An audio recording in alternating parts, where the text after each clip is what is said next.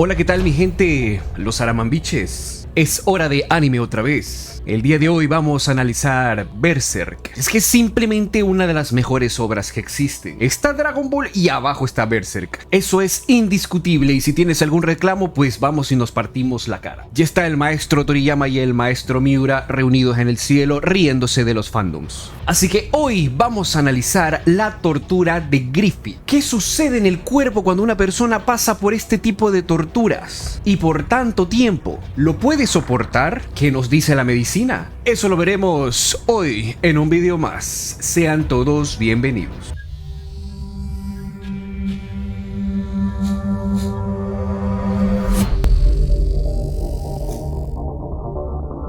Imposible no recordar al gran Griffith y todo su rollo que tiene con Guts no Homo, que después de realizar ciertos actos impulsivos que él sabía que serían su perdición, el rey de Midland lo captura y es acusado de alta traición. Entonces donde es arrestado y encerrado, y comenzaría el viaje de la tortura, el horror y el sufrimiento de Griffith. Pues como primer punto, el objetivo del rey no era que Griffith fallezca, era que por lo menos se mantenga un año entero de constante tortura. Midland Okenにあだなす滞在人だ。よろしいんで。ただし殺すことは許さん。Y lo primero que vemos cuando está encerrado, y siendo de las primeras torturas, al rey usando un látigo. Los látigos varían mucho de su longitud, de su material, y dependiendo de cómo se usa va a ser mayor o menor el daño.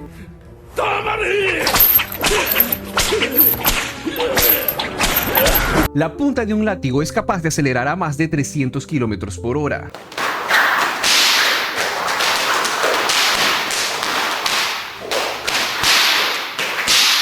Lo cual es capaz de cortar tejidos sin mayor dificultad. Yeah, that's lovely right there. Well, that is by far one of the stupidest things I've ever done in my life. Un corte o una laceración es la pérdida de continuidad de la epidermis, que es la capa de piel más externa que funciona como barrera para protección contra bacterias o cualquier agente extraño. Si yo tengo una laceración o un corte, estoy rompiendo esta barrera y por ende tendré la posibilidad de contraer una infección. Y si un corte de este tipo no se sutura o se aproxima, va a tener una cicatriz muy notoria. Aquí vemos una imagen de cómo queda Griffith después de su castigo inicial y queda a manos del torturador, no sin antes desmoralizarlo. 鷹は地に落ちた。二度と飛び立つことはない。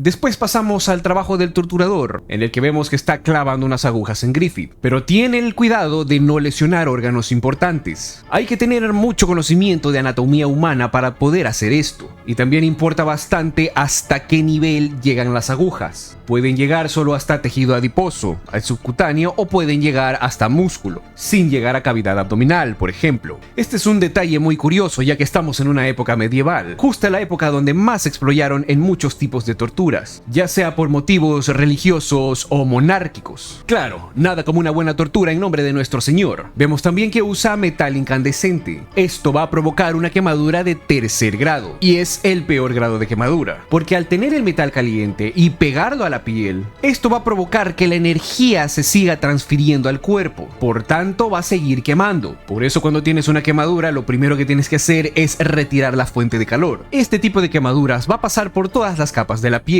pasando el tejido subcutáneo y probablemente al músculo. Y este tipo de quemaduras usualmente duelen los primeros segundos, pero luego ya no, porque la quemadura es tanta que llega a quemar las terminales nerviosas y la zona se va a quedar sin sensibilidad. Es muy interesante el estoicismo con el que afronta esta situación Griffith, o quizás realmente está en un tipo de trance fatalista que lo lleva a estar en un estado catatónico de total rendición, o quizás tiene un umbral del dolor muy alto. El umbral del dolor es una medida subjetiva, no podemos medir el dolor de una manera exacta y va a variar mucho de acuerdo a cada persona y de acuerdo a cada lesión. En medicina, por ejemplo, si un paciente nos llega con dolor, le preguntamos en escala del 1 al 10 cuánto es el dolor que está sintiendo. Claro que con esto también nos damos cuenta si alguien está fingiendo un cuadro. Si tú dices que el dolor que tienes es de un 8, 9 o 10, ya está en un punto incapacitante y la persona debería estar retorciéndose de dolor. Entonces no le mientas a tu médico, nosotros nos damos cuenta. Sin importar las múltiples torturas que pasó Griffith, este no dijo ni una palabra. それだけ責められて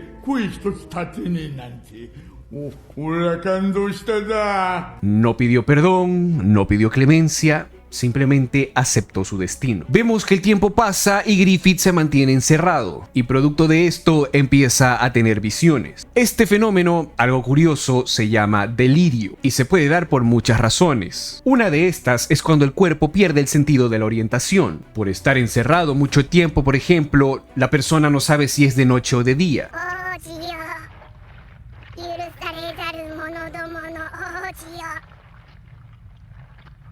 Y esto llega a que la persona presente el delirio, y es más común de lo que crees. En las terapias intensivas, usualmente los pacientes están separados en cubículos. En estos no hay un reloj ni pueden ver la luz del sol. Esto lleva a una condición que se llama delirio de UCI, y la persona puede experimentar alucinaciones, tanto visuales como auditivas. El delirio es una entidad muy importante, que se debe tratar porque muchas veces puede comprometer la salud del paciente, haciendo que ésta se pueda lesionar a ella misma o intentar arrancarse las vías y las ondas. Por ejemplo, esto nos lleva a deducir que en este momento Griffith ya no está del todo cuerdo. Griffith se encuentra con un delirio agudo. Cuando por fin lo encuentra la banda del halcón, vemos a un Griffith que no puede moverse, y lo vemos en un estado de desnutrición, en un estado de caquexia. Podemos ver que ha perdido gran parte de su tejido adiposo y se pueden ver los huesos marcados, y el poco músculo que ha quedado atrofiado. Aunque en el anime esta parte está un poco censurada, en el manga no. Y vemos algunas lesiones. Vemos que en estas lesiones le falta piel y están expuestos algunos tejidos. Esto que vemos se llaman úlceras por presión o úlceras por decúbito. Si me lo preguntas, solo con dejarlo inmóvil hubiese sido castigo suficiente. El cuerpo humano no está hecho para quedarse inmóvil. Aun cuando dormimos, inconscientemente nuestro cuerpo cambia de posición, porque estar en una sola posición duele. El peso del cuerpo hace que haya una presión de los tejidos con la superficie, y si no se mueve el cuerpo, esto va a llegar a lesionar la piel. Las escaras por decúbito tienen varios grados. En el primero solo vemos un eritema en la piel, es decir, está roja. En el segundo grado ya vemos afectación de la epidermis, salen ampollas o se empieza a pelar. En el tercer grado ya tenemos un área extensa de necrosis que llega hasta el tejido subcutáneo. Y en el grado 4 vemos que ya está expuesto hasta el músculo, incluso hasta el hueso. Y el problema de esto son las infecciones que pueden haber en este lugar, que incluso pueden contaminar el hueso causando una osteomelitis. Por eso cuando un paciente es dependiente de terceros, es decir, no se puede mover, se da la orden de que haya un cambio de posición cada 2 horas para evitar las escaras, aparte de colchón antiescaras y otras medidas. Pero aún así, muchas veces estas escaras son inevitables. Con respecto a la desnutrición, vemos que Griffith está en un estado de caquexia. Según la guía oficial, Griffith tiene 24 años, mide 1,78 y pesa 66 kilogramos. Si sacamos su índice de masa corporal, este nos daría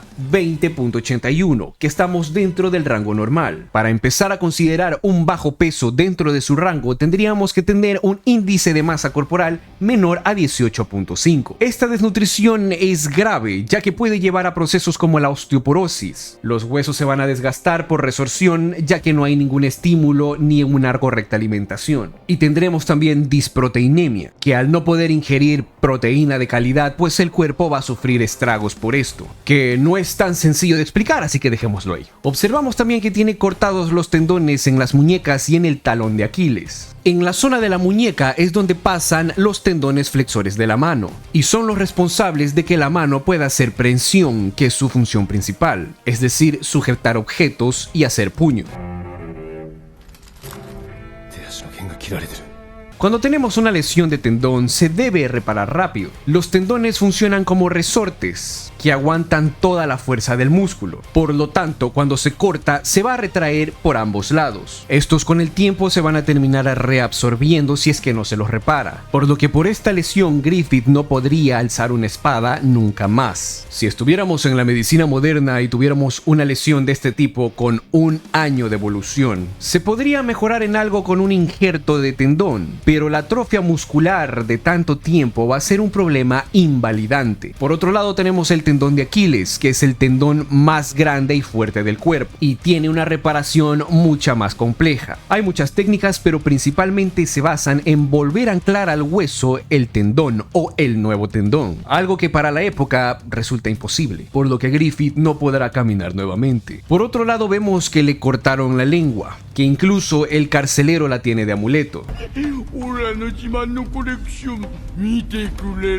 algo que ya debe estar en un estado de necrosis, sin forma alguna de repararlo. Existe un gran misterio de cómo estaba Griffith debajo de la máscara. Aunque en internet existen algunos bocetos, esto nunca se mostró ni en el anime ni en el manga, pero en los bocetos podemos ver que hay gran parte de su hemicara izquierda que está sin piel. Y recordemos las palabras del torturador en el manga: dice que disfrutó disecando la cara y músculos de Griffith, que pueden ser las lesiones que vemos en la cara y en el brazo. Esto significa separar tejido por tejido para estudiarlo prácticamente. Otra forma de tortura que tuvo Griffith fue que cuando no quería alimentarse, el torturador le arrancaba las uñas, algo que está en un lugar muy sensitivo del cuerpo, y vuelven a crecer. Cuando Griffith es rescatado y al fin se encuentra con la banda de los halcones, podemos ver que también mantiene su delirio y ve visiones, mismos que lo llevan a escapar y a intentar tapear, a lo que empieza a reaccionar el Vegelit,